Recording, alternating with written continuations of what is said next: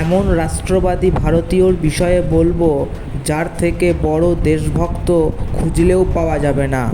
একজন মানুষ যিনি ব্রিটিশ সাম্রাজ্যের চোখে ছিলেন সবচেয়ে বিপজ্জনক ভারতীয়, যিনি হাজার হাজার কিলোমিটার পথ পাড়ি দিয়ে ভারতকে স্বাধীন করার স্বপ্ন দেখেছিলেন, যার কণ্ঠে উচ্চারিত হয়েছিল, তোমরা আমাকে রক্ত দাও, আমি তোমাদের স্বাধীনতা দেব।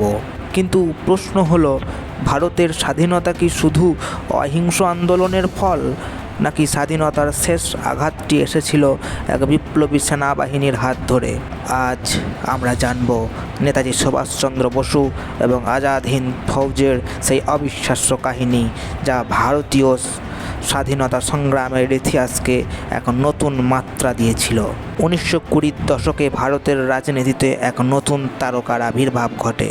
তার নাম, হ্যাঁ, সুভাষচন্দ্র বসু, সকলের প্রিয় নেতাজি। আইসিএস পরীক্ষায় কৃতিত্বের সঙ্গে উত্তীর্ণ হওয়ার পরও তিনি ব্রিটিশ সরকারের চাকরি ত্যাগ করেন, কারণ তিনি বুঝেছিলেন শাসকের চাকর হয়ে দেশের সেবা করা যায় না।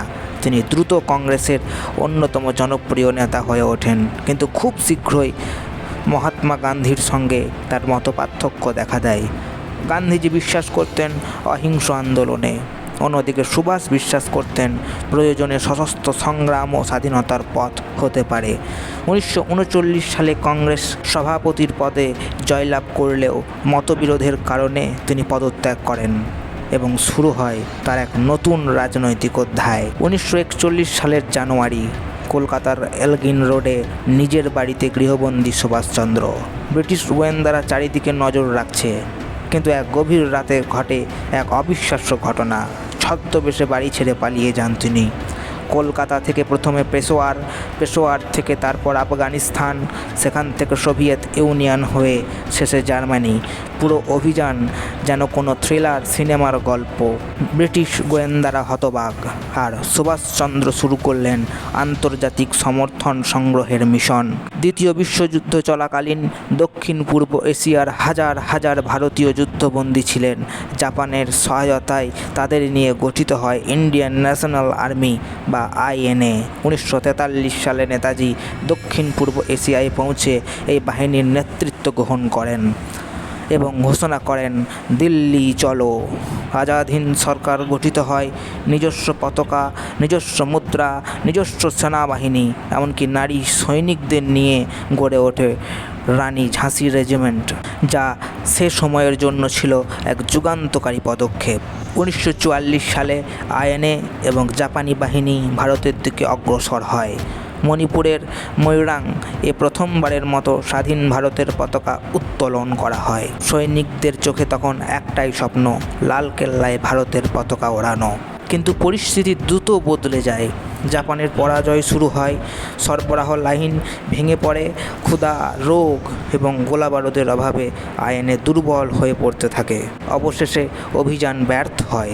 কিন্তু ইতিহাস তখনও শেষ হয়নি, বরং শুরু হতে চলেছিল আরও বড় ইতিহাস, পড়তে চলেছিল আরও বড় প্রভাব, ঘটতে চলেছিল আরও বড় ঘটনা। যুদ্ধের পর INAর বহু অফিসারকে বন্দি করে ব্রিটিশ সরকার। লালকেল্লায় শুরু হয় ঐতিহাসিক বিচার। ব্রিটিশরা ভেবেছিল এই বিচার INAকে কলঙ্কিত করবে, কিন্তু ঘটল তার উল্টো। সমস্ত ভারত একজোট হয়ে উঠল। হিন্দু, বৌদ্ধ, শিখ, জৈন, পারসি, খ্রিস্টান সব সম্প্রদায়ের মানুষ INAর সৈনিকদের সমর্থনে রাস্তায় নেমে আসে। দেশ জুড়ে প্রতিবাদের ঝড় ওঠে। 1946 সালে রয়্যাল ইন্ডিয়ান নেভির বিদ্রোহ শুরু হয়। হাজার হাজার নৌসেনা ব্রিটিশ শাসনের বিরুদ্ধে অবস্থান নেয়। অনেক ঐতিহাসিক মনে করেন INAর প্রভাব এবং লালকেল্লার বিচারের আবেগ এই বিদ্রোহকে অনুপ্রাণিত করেছিল। ব্রিটিশ সরকার প্রথমবার উপলব্ধি করে ভারতীয় সেনাবাহিনী আর সম্পূর্ণভাবে তাদের নিয়ন্ত্রণে নেই। এটাই ছিল সবচেয়ে বড় সতর্ক সংকেত, কারণ কোনো সাম্রাজ্য তখনই দুর্বল হয়ে পড়ে যখন তার নিজস্ব সেনাবাহিনী তার প্রতি আনুগত্য হারায়। 1945 সালের আগস্ট সংবাদ আসে বিমান দুর্ঘটনায় মৃত্যু হয়েছে নেতাজির। কিন্তু আজও এই ঘটনা রহস্যে ঘেরা। সত্যিই কি তার সেদিন মৃত্যু হয়েছিল, নাকি অন্য কোনো ঘটনা ঘটেছিল, নাকি কোথাও গোপনে চলে গিয়েছিলেন তিনি? দশকের পর দশক ধরে এই প্রশ্ন ভারতবাসীকে ভাবিয়ে তুলেছে এবং নেতাজিকে আরও কিংবদন্তি করে তুলেছে।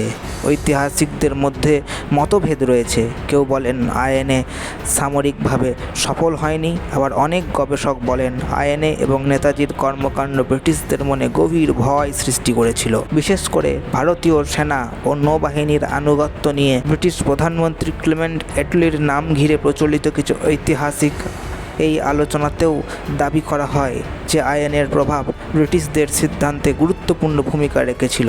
অতএব বলা যায় নেতাজি হয়তো একা ভারতকে স্বাধীন করেননি, কিন্তু তিনি স্বাধীনতার সংগ্রামকে এমন এক নতুন শক্তি দিয়েছিলেন যা ব্রিটিশ সাম্রাজ্যের ভিত কাঁপিয়ে দিয়েছিল।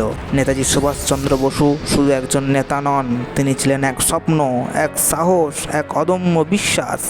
আজাদ হিন্দ ফৌজ হয়তো দিল্লি পৌঁছতে পারেনি, কিন্তু তাদের আত্মত্যাগ পৌঁছে গিয়েছিল কোটি কোটি ভারতীয়দের হৃদয়ে, আর সেই হৃদয়ের আগুনই স্বাধীনতার সূর্যোদয়কে আরও ত্বরান্বিত করেছিল।